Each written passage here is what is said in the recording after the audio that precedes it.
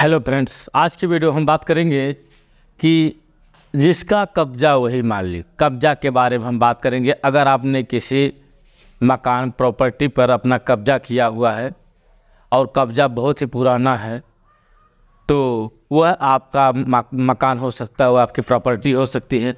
कैसे हो सकती है, कौन कौन से गाइडलाइंस जारी किए गए हैं नए कानून के अंतर्गत ताकि आप उस कब्जा को अपना बना सकें। तो आज की वीडियो मेरा उद्देश्य है कि आपको कब्जा के बारे में बताएं। मकान जो मालिक होते हैं और किराएदार होते हैं उनके बीच की बात बताएंगे कि कौन कौन सी सावधानियां बरतनी चाहिए जिससे कि आपका कब्जा बना रहे और कौन कौन सी सावधानियां बरतनी चाहिए जिससे कि आपका प्रॉपर्टी पर कोई कब्जा ना कर पाए। तो इस वीडियो में मैं पूरा डिटेल में चर्चा करने वाला हूँ। 7 ऐसे पॉइंट बताऊँगा इसके माध्यम से आप अपने कब्जा को हटवा सकते हैं, या अगर आपने किसी प्रॉपर्टी पर कब्जा किया है तो आप उस पर कागज़ बनवा सकते हैं, वह आपकी प्रॉपर्टी हो सकती है। चलिए दोस्तों, वीडियो को शुरू करते हैं। उसके पहले अगर दोस्तों मेरा निवेदन है कि अगर आप मेरे चैनल पर नए हैं तो प्लीज़ चैनल को जरूर सब्सक्राइब करिएगा। दोस्तों, सुप्रीम कोर्ट की नई गाइडलाइंस आ गई है। सुप्रीम कोर्ट की नई गाइडलाइन आ गई है जो कि कई कंडीशनों को बताई है, शर्तों को बताई है कि किन किन शर्तों को अगर पूरा कर लिया जाता है तो वह प्रॉपर्टी व संपत्ति आपकी हो सकती है, कब्जाधारी हो सकती है। दोस्तों, सबसे पहली बात तो ये होनी चाहिए कि अगर आपने जिस प्रॉपर्टी पर अपना कब्जा किया है उसके मालिक का पता होना चाहिए। जैसे मान लीजिए आप किसी प्रॉपर्टी पर दुकान करके रह रहे हो और कईयों साल से रह रहे हो और पीढ़ी दर पीढ़ी रह रहे हो और उसकी जो पूर्वज थे आप उसके बारे में जानकारी रखते हो कि इसका फला मालिक ये था, तो अगर आप इसके मालिक को बाकायदे जानते हैं कि ये मेरे परदादा के परदादा की ज़मीन है तो वह ज़मीन आपकी हो जाएगी, वह मालिकाना आपको मिल जाएगा, कब्जा आपको बराबर बना रहेगा, उसका बाकायदे कागज़ आपको बन जाएगा। अगर दूसरी बात करें हम, जिस प्रॉपर्टी पर आपने कब्जा किया है, आप जिस प्रॉपर्टी पर रह रहे हो उसका जो मकान मालिक है, उसका जो मालिक है वह कभी भी आपसे कब्जा हटवाने का प्रयास नहीं किया है। जैसे आपने किसी प्रॉपर्टी पर कब्जा किया है और उसका जो मालिक है वो कब्जा हटाने का प्रयास नहीं किया, उसको बाकायदे किराया मिलता है, हर महीने किराया, तो क्या जरूरत को टेंशन है। मान लीजिए प्रॉपर्टी दिल्ली में है और आदमी रहने वाला मुंबई का है, जो मालिक है, तो वो सोचेगा मुझको समय पर किराया मिल रही है, मुझको क्या ज़रूरत है इसको हटवाने का। तो ऐसी स्थिति में अगर आप उस प्रॉपर्टी के में रह रहे हैं और मालिक जो है कब्जा हटाने की कोशिश ना करे, इस स्थिति में आप उस मकान के मालिक हो सकते हैं, उस प्रॉपर्टी के मालिक हो सकते हैं। तीसरी बात दोस्तों आती है कि आप 12 वर्षों से उस प्रॉपर्टी पर रह रहे हो। कितने वर्षों से? 12 वर्षों से अगर आप उस प्रॉपर्टी पर रह रहे हो तो वह प्रॉपर्टी आपकी हो जाएगी। बात समझ में आई? पहली बात, आपको मकान के बारे में मालिक के बारे में पता होना चाहिए कि यह प्रॉपर्टी किसकी है। दूसरी बात, जो मालिक है वह कब्जा हटवाने की कोशिशें नहीं किया, आप कब्जा रहे, ठीक है। और तीसरी बात, आप 12 वर्षों से उस प्रॉपर्टी के बने रहें, कब्जा आपके पास 12 वर्षों से रहा हो।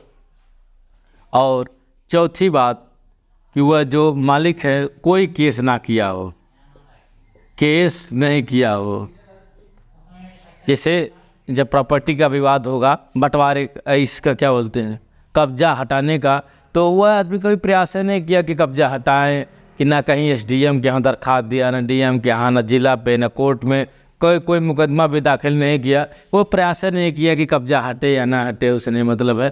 इस स्थिति में अगर वो केस नहीं किया है तब भी उस प्रॉपर्टी के आप मालिकार हैं, हकदार हैं। अगर अगले कंडीशन की बात करें, 5वें नंबर की, तो जो मकान मालिक है, जो प्रॉपर्टी का मालिक है, उसको पता होना चाहिए कि मेरी प्रॉपर्टी पर क्या है, प्रॉपर्टी पर कब्जा है।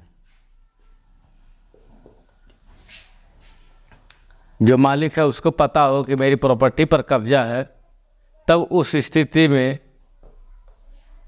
आप उस प्रॉपर्टी के मालिक हो सकते हैं। अगली कंडीशन, आप जिस तारीख से रह रहे हों आपको वह डेट पता होनी चाहिए कि आप किस तारीख से उस प्रॉपर्टी पर कब्जा बनाए हुए हैं, कितने साल से हैं, सन याद होना चाहिए, मंथ याद होना चाहिए और डेट याद होनी चाहिए कि किस डेट से आप उस प्रॉपर्टी पर, तभी आपका काउंट होगा कि 12 साल से ऊपर है। तो डेट भी बाकायदे याद होना चाहिए आपको और इसके बारे में पता होना चाहिए।